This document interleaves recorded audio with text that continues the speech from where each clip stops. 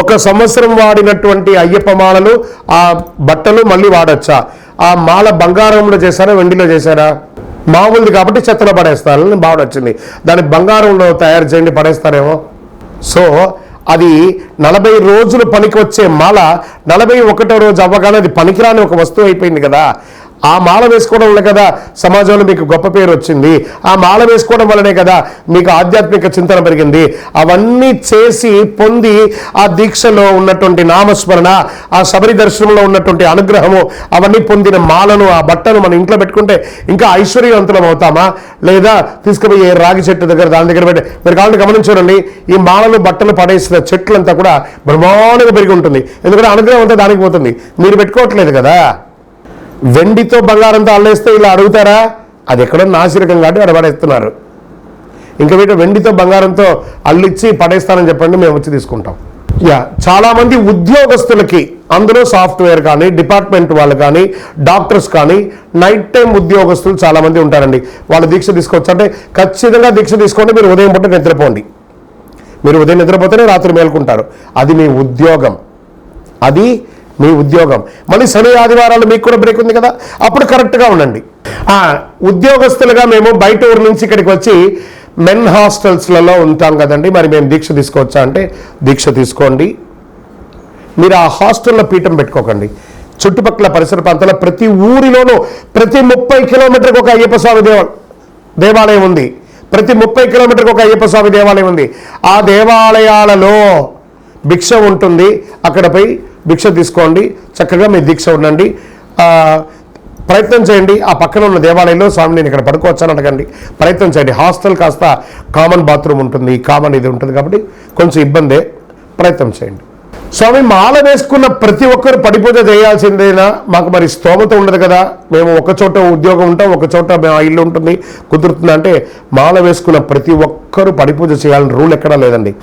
కనీసం ఒక్కరికైనా భోజనం తినిపించాలి, అన్నదానం చేయాలని ఉంది. వీలుంటే ఒక్కరికైనా భోజనం పెట్టండి. గురువుగారు మా ఇంట్లో మాల వేసుకున్నాము, మేము మా ఇంట్లోనే పీఠం పెట్టుకున్నాను, మా శ్రీమతికి ముట్టు ఆ 4 రోజులు పనికిరాదు, ఏం చేయమంటారంటే, ఒకటి ఆవిడ ఎక్కడికైనా, లేదంటే మేమిద్దరమే ఉన్నా, మాకు ఎవరూ తెలియదు, ఆవిడ అక్కడ ఉంటారు, మీరు పోయి చక్కగా బయటపోయి ఆహారం తీసుకొని మీ సన్నిధానం సపరేట్గా ఉంటే మీరు మీ రూమ్లో చూసుకోండి, ఆవిడ మిగతా రూమ్లో ఆవిడని వాడు చూసుకుంటారు.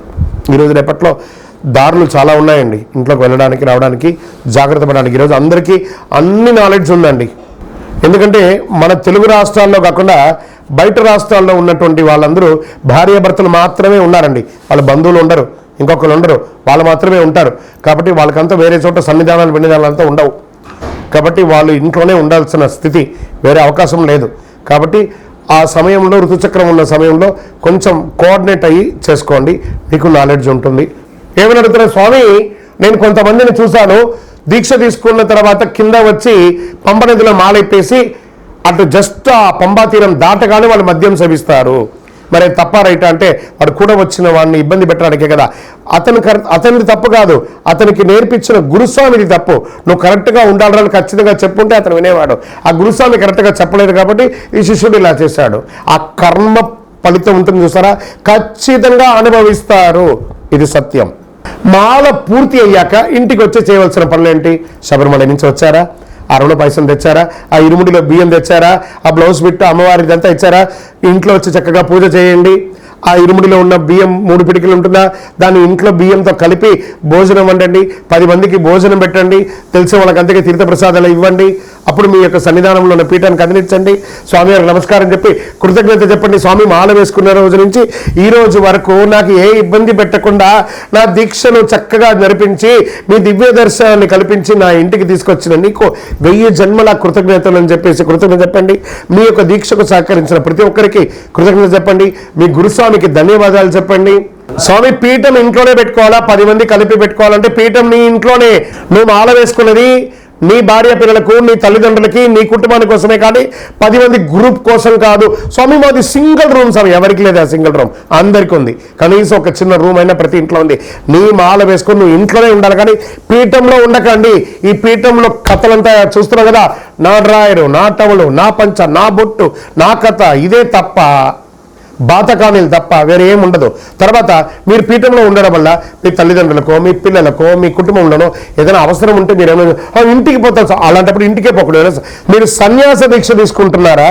కాదు కదా, బ్రహ్మచర్య దీక్ష తీసుకుంటున్నారు. చాలా మంది చెప్తున్నారు నువ్వు సన్యాసి అయిపోయావయ్యా, నీకు ఇంటికి సంబంధం లేదయ్యా. 2-3 వీడియోలు నేను చూశాను ఏకవచనంతో. What is the mean of that? Ayyappa దీక్ష సన్యాస దీక్షనా? ఇట్ ఈస్ అ బ్రహ్మచర్య దీక్ష. సన్యాసం తీసుకుంటే వాడు ఇంకెందుకు పనికి రాకూడదు, పోయి ఎక్కడో అడవిలో ఉండాలి. స్వామి అయ్యప్ప సన్యాసి కాదు, బ్రహ్మచారి. ముందు ఆ నోరు జారకండి. ఆ వీడియోలు పెట్టేవాళ్ళు 2-3 వీడియోలు చూశాను. నువ్వు సన్యాసి అయిపోయావట. ఎక్కడ ఉంది? శాస్త్రంలో చెప్పబడిందా అయ్యప్ప సన్యాసి అని? ఈ దీక్ష సన్యాస దీక్ష అని? ఇది బ్రహ్మచర్య దీక్ష. ఇంటిల్లి పాలు కలిపి చేయవలసిందే. శరణమయ్యప్ప ఇంట్లోనే చెయ్యాలి, బయట కాదు. దీక్షాకాలం 41 రోజుల 48 రోజుల, ఆయుర్వేద పరంగా 41 రోజులు, ఆధ్యాత్మిక పరంగా 27 నక్షత్రాలు, 12 రాసులు, 9 గ్రహాలు, అష్టదిగ్బాలు కలిపితే 48 రోజులు. 3 పక్షములు 3 దినములు. ఒక పక్షం 15 రోజులు, దానికి ప్రాయశ్చిత్తం 1 రోజు. 3 పక్షములు 3 ప్రాయశ్చిత్తాలు 48 రోజులు. శరణమయ్యప్ప. ఇది దోషం లేదు, అది దోషం లేదు. కానీ 40 రోజులు అయితే ఖచ్చితంగా ఉండండి, వదలకండి. తత్వమసి అంటే ఏమిటి? తత్ త్వం అసి. నువ్వు దేన్నైతే పొందాలని వచ్చావో అది నీలోనే ఉంది, చూసుకో. మాల వేసుకోగానే మనల్ని అందరూ ఏమని అంటున్నారు? స్వామి అంటున్నారు. కనీసం మనకు గుడ్ మార్నింగ్ గుడ్ ఆఫ్టర్నూన్ కూడా చెప్పరు సివిల్లో. కానీ ఇప్పుడు మాల వేసుకోగానే నీకు నమస్కారం చేసేంత గొప్ప స్థితికి ఎదుగుతున్నావు అని అంటే అదే తత్వమసి. నీలోనే స్వామి ఉన్నారు, చూసుకో. ఎక్కడ చూసినా నీవే అయ్యప్ప, సర్వంతర్యామి స్వామి అయ్యప్ప. భిక్ష సమయంలో ఇలా నీళ్లు తిప్పుతారు ఎందుకు? భూమికి భూ ఆకర్షణ శక్తి ఉంటుంది. వైశ్వానరుడులో ఉంటాడండి. ఇది మాల వేసుకున్నప్పుడే కాదు, నిత్య జీవితంలో కూడా ఈ వైశ్వానరుడు ఒకడు ఉంటాడు లోపల. వాడి ఆహుతి కోసమే ఓం భూర్భువత్సః తత్సవితుర్వరేణ్యం భర్గో దేవస్య ధీమహి ధియో యో న ప్రచోదయాత్ దేవసవిర ప్రాసూవ సత్యం మచ్చన ప్రసన్నం ప్రాణాయ స్వమానాయ స్వవ్యానాయ స్వదానాయ స్వ. హే భూమాదేవి, నేను నా యొక్క కడుపులో ఉన్నటువంటి వైశ్వానరుడికి ఆహుతి చేస్తున్నాను కాబట్టి ఈ భూమి ఈ యొక్క ఆహారాన్ని ఆకర్షించకు అని చెప్పి 3 సార్లు నీళ్లు తిప్పి దాన్ని బంధించి ఆ వైశ్వానరు ఆహుతి అయిన తర్వాత ఆ భూమి బంధింపబడుతుందట. భోజనమైన తర్వాత అమృత అపిదా నమసి అని ఒక్కసారి వదలట. హే భూమాదేవి, నా యొక్క ఆహుతి, నా యొక్క హోమం అయిపోయింది అని చెప్పి రిటర్న్గా ఒక్కసారి వదలాలట. ఆఖరికి ఒక 2 మెతుకులైనా వదలాలట ఆకులో. మళ్ళీ అందరూ ఏం చేస్తారు? వడ్డించిన తర్వాత దీన్ని తీసి స్వామి దేవుడికి పెడుతున్నాను స్వామి అని చెప్పి ఎంగిలి అక్కడ పెడతాడు. నీ ఎంగిలి తినడానికి దేవుడు ఉన్నాడు కాదట. ఆ మొదటి ముద్దను తీసుకొని స్వామి నా ఆరోగ్యం బాగుండాలని చెప్పి స్వామి పేరు చెప్పి ఆహారం తినాలి. కానీ మీ ఎంగిలి పెట్లో దేవుడికి పెట్టడం ఏది? దేవుడు తిన్న తర్వాతే కదా నీకు ఆకలికి వచ్చింది, నివేద్యం అయ్యాకే కదా ఆకలి వచ్చింది. కాబట్టి ఇలాంటి పిచ్చి పిచ్చి పనులు చేయకండి. ఇరుముడి కట్టుకొని శబరిమలకి వెళ్ళాలా? పురాతన దేవాలయం ఇంకెక్కడా ఇవ్వచ్చు అంటే పురాతనమైన దేవాలయం అంటే శబరిమల మాత్రమే. మిగతా అయ్యప్ప స్వామి దేవాలయాలు కట్టిన దేవాలయాలు. స్వామి నాకు ఆర్థికంగా స్తోమత లేదు, నేను దీక్ష తీసుకుంటున్నాను, పక్కన ఉన్న దేవాలయంకి వెళ్ళాలనుకుంటున్నాను, వెళ్ళవచ్చు. నాకు ఆరోగ్యం బాగాలేదు, అంత దూరం నడవలేను, మా పక్కన ఉన్న 18 ఉన్న దేవాలయానికి వెళ్ళాలనుకుంటున్నాను, వెళ్ళవచ్చు, తప్పలేదు. అక్కడ అయ్యప్ప వేరు, ఇక్కడ అయ్యప్ప వేరు కాదు, 2 ఒకటే.